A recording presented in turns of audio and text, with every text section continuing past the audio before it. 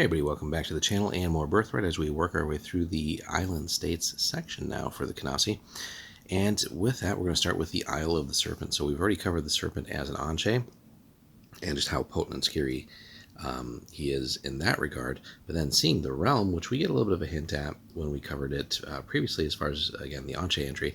But now as far as the game goes, really seeing what that realm is composed of in detail and what, again, makes the Serpent so frightening.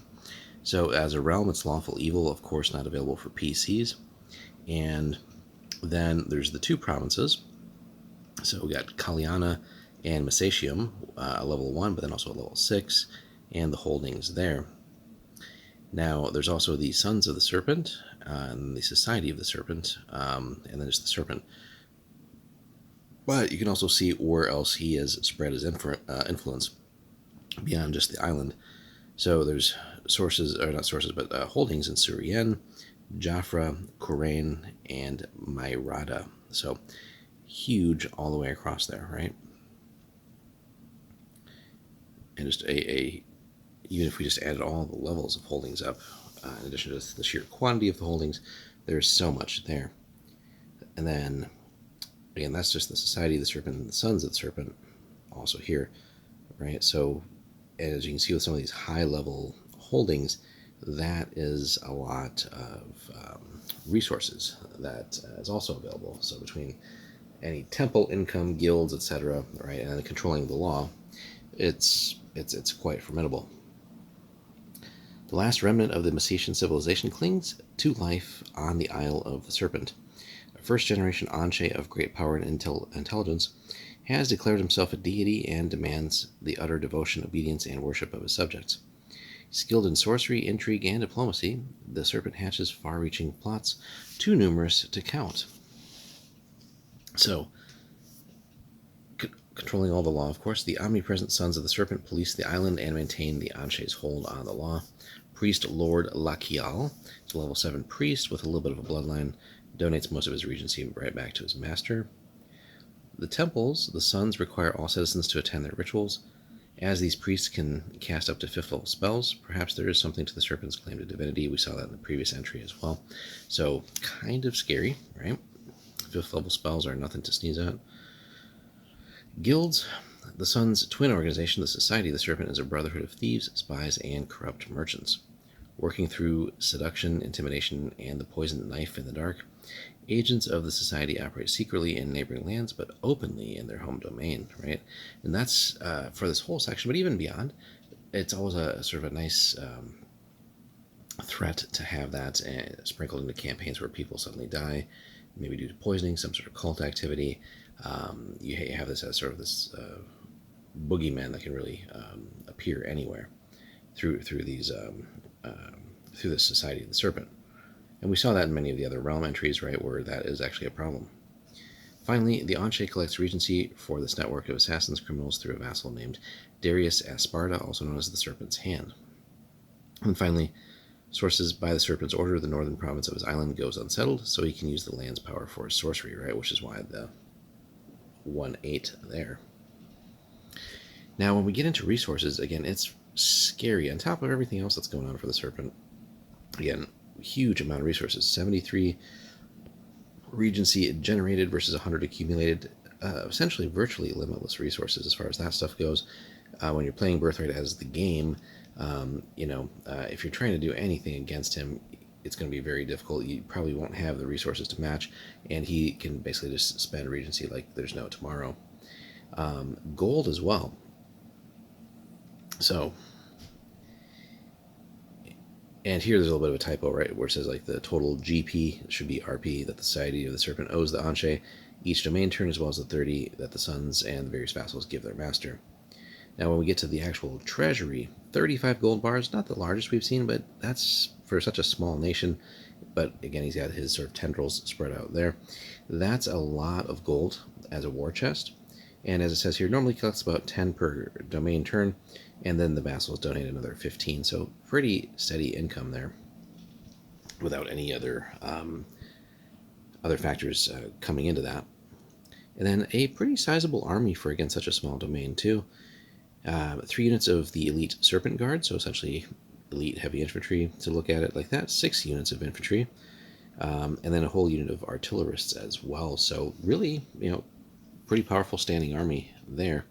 Can definitely give problems to other domains.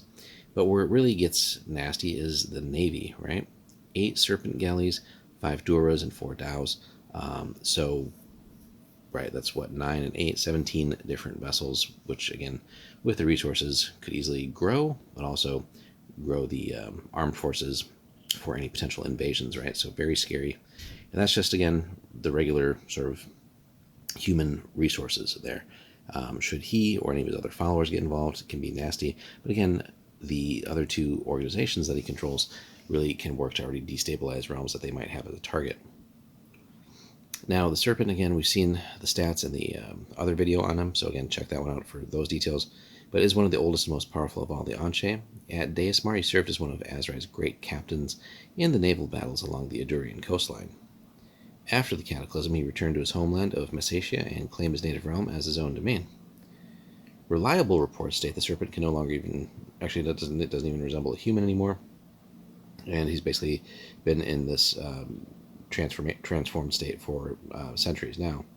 However, unlike the Magian, who does make brief appearances to speak to his subjects, he governs through basically a small sort of set of lieutenants as proxies. No one has seen him outside of his palace in hundreds of years. Probably wouldn't want to run into him either. But if you think about, too, with this whole area of the map, right, yeah, you have some actual domains that you can use, but if you think about the deadliness of your neighbors, you got to deal with the Serpent and the Magian. Kind of being sandwiched between the two can be just absolutely brutal. He rules with ruthless efficiency, inhuman patience, and brutal cunning. Amuses himself by creating plots within plots among his lieutenants, who then struggle to keep their positions and oppose each other for the Anshe's favor. The Serpent rarely resorts to violence to resolve issues. He prefers to operate through suggestion and insinuation, duping his victims into destroying themselves. And fortunately, I think, some of that focus there is also what keeps some of the other realms safe, because he certainly could turn his attention more to expanding his sort of empire here and destabilizing the other realms more overtly. So he raised a young woman, Aquila, which is a level 2 priestess, to a position he calls his voice. As the Serpent's voice, Aquila speaks for him on any matter and has run the domain, for all intents and purposes, for some 6 months. The other lieutenants felt mystified when their regent elevated this nameless waif to such a high position, but none of them dare harm her, and she's worked to ease some of the Anshe's harsher policies. So far, the master has not countered her yet, but also doesn't have a bloodline, so it's something to point out. Should she be harmed or taken out, that would probably cause some sort of crazy rampage from the Serpent, too. Other NPCs, the Society of the Serpent is one of the strongest organizations of guilds and assassins in all of Canasi. And again, that could be just a great plot point and sort of antagonist all over the Canasi territories, regardless of where you may be adventuring in the campaign. And then eventually maybe that leads the players to the Isle of the Serpent, and just seeing how dangerous they can be. So, an ambitious killer, Darius Esparta, is a level 13 thief. Impressive bloodline as well. Won the leadership of the group by arranging his predecessor's death. The Serpent allows the Society a great deal of liberty in its actions, but demands most of its regency as his price. Esparta's fine features reflect his mixed Canasi and Messatian heritage. He wears a goatee and dresses in light leather armor. This master of poison always carries several envenomed weapons. So yeah, getting into a fight with him would actually carry all kinds of hazards there, aside from just the fact that he's a level 13 thief. Secretly, he plots to assassinate the Serpent and take the Anshe's place, but he suspects his master knows his plan and awaits the inevitable attack. So it could be something to exploit there as well, should you encounter him somewhere, learning of that, and then maybe forming some sort of temporary alliance. But again, who knows? Does the Serpent know that too? The Sons of the Serpent, sometimes called the Serpent Priests, represent the domain's only organized religion, although they wield much less influence in other lands than the Society of the... we're messing that up. Although they wield much less influence in other lands than the Society of the Serpent, the Anshe does value their loyalty and service highly. The high son of the faith, a wizened old man named Thasio, level 6 priest, and actually a 0 bloodline. We haven't seen that before, but just nominally, as it says here, he's divested, has been granted the supreme privilege of attending the Serpent at a price. The High Son was forced to divest his regency of the sons to his chief lieutenant, Lachial, a canny survivor and manipulator. And then, like the other isles of the Ajari Deeps, this island enjoys a warm, rainy climate. Its mountainous terrain boasts both dense forests and impassable gorges. It is littered with ruins of the Messations, of course, who lived there 20 centuries ago, 2 millennia ago, but the Serpent has ordered that no one tamper with them. And again, that could draw players there too to try and investigate and kind of be a little bit of a like Indiana Jones kind of thing, looting some of these old temples, perhaps, or just learning of the civilizations and what wealth and riches are there. But the Serpent certainly would have a problem with that. The Anshe's subjects remain the last of the living Messations, although their blood has mixed with that of the Basarji. So only about 5% can consider themselves full-blooded. Another 30 to 40 are mixed, and then many features of the Messation culture, which would include architecture, language, and institutions of justice, do remain on the Isle, but the Anshe's pervasive influence has kind of distorted that to kind of a mockery of the original. Most of the island's people do consider the region a divinity and follows dictates with zealous fervor, so it's not that they're oppressed in that sense. They actually willingly follow him as a deity.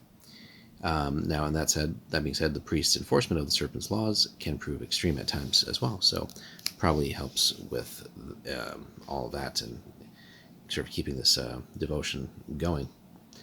What actually makes the Serpent divine, since seemingly some of the followers can cast spells off of them, is an interesting conundrum there. The capital is Messatium, the original seat of the Messatian Empire, which rambles for miles and miles within labyrinthine walls. The palace occupies a low hill in the center of the city, and it's guarded by hundreds of fanatical troops. So again, a frontal assault is likely not going to work ever. Now beneath it is the Anshe's lair, which stretches through miles of dark, dank tunnels and hidden vaults. Outsiders summoned to this lair never return, as you might expect. Now, trade goods, there are none. He just has a lot of guild holdings, and through various means they can probably just steal and acquire resources. So no real trading happens between realms there.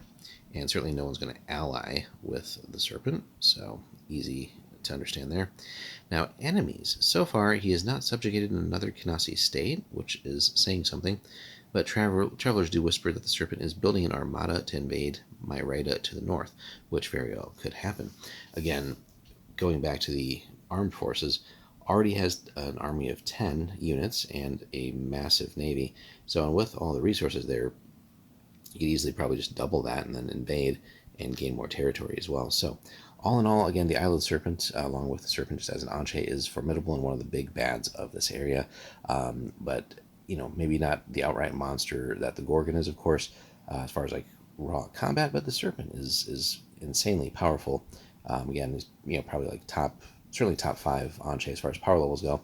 But again, one that rules a realm that has all kinds of other dangers for players. Very formidable, but fantastic sort of adversary, because you have the overt threat that the Serpent poses with the domain and everything, but then again, with the way the guild, the thievery, the assassination guild, and then the priesthood all revolve around that, and really that whole sort of semi-divine aspect for the Serpent really makes it a interesting and unique Anshe, not just another monster to slay, but really quite interesting, especially with this culture here. That being said, guys, let us know if you've had the Serpent in a campaign or anything around the realm for the Serpent. Interested to hear your stories and your ideas for how you might incorporate that. Hit us up in the comments, like and subscribe. Don't forget to check out our Patreon, where you get videos like this early, among other exclusive content. All the support really helps the channel. Look forward to seeing you in the next one. Thanks for watching.